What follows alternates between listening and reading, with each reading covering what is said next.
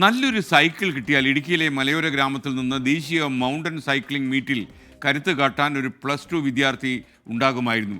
ഇടുക്കി അണക്കര സ്വദേശി അഖിൽ ഗിരീഷാണ് സൈക്കിൾ ഇല്ലാത്തതുകൊണ്ട് ദേശീയ മത്സരത്തിൽ പങ്കെടുക്കാൻ കഴിയാതെ ഇപ്പോൾ വിഷമിക്കുന്നത്.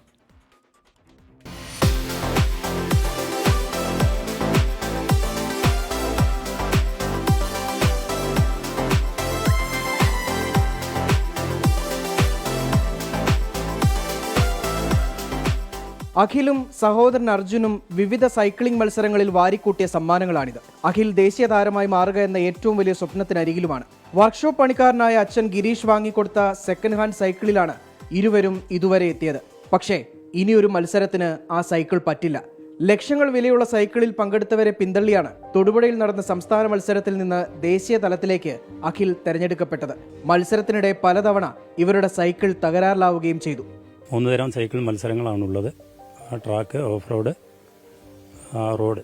അതിന് 3നും 3 സൈസ് സൈക്കിളുകളാണ് വേണ്ടത്. അപ്പോൾ മിക്കവാറും മത്സരങ്ങളിലെല്ലാം പോകുമ്പോൾ തന്നെ പരിമിതമായ ഈ സൗകര്യങ്ങൾ വെച്ചുകൊണ്ട് ഇതൊരു second hand cycle, off road cycle ഞങ്ങൾ വാങ്ങിയതാണ്. നാഷണലിൽ മത്സരിക്കാൻ സാധിക്കുന്ന ലെവലിലുള്ള ഒരു സൈക്കിൾ കൂടി വാങ്ങുക എന്ന് പറയുമ്പോൾ എന്നെക്കൊണ്ട് സാധ്യമല്ലാതെ വരുന്നതുകൊണ്ട് ഞങ്ങളൊരു സ്പോൺസറെക്കുറിച്ച് ഇങ്ങനെ അന്വേഷിച്ചുകൊണ്ടിരിക്കുകയാണ്.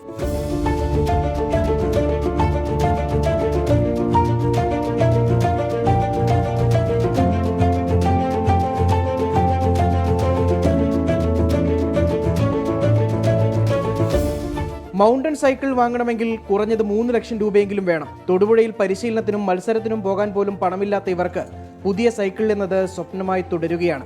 നാഷണലിലേക്ക് പോകാൻ വേണ്ടി നല്ലൊരു സൈക്കിൾ ഇല്ലാത്തതിനാൽ എൻ്റെ നാഷണൽ 4 നാഷണലിലും മുടങ്ങിപ്പോയി. ദേശീയ താരമായി മാറണമെന്ന അഖിലിന്റെ സ്വപ്നത്തിന് ചിറക് നൽകാൻ നമ്മളിൽ പലർക്കും കഴിഞ്ഞേക്കാം. ആ പ്രതീക്ഷയിലാണ് അഖിലും കുടുംബവും.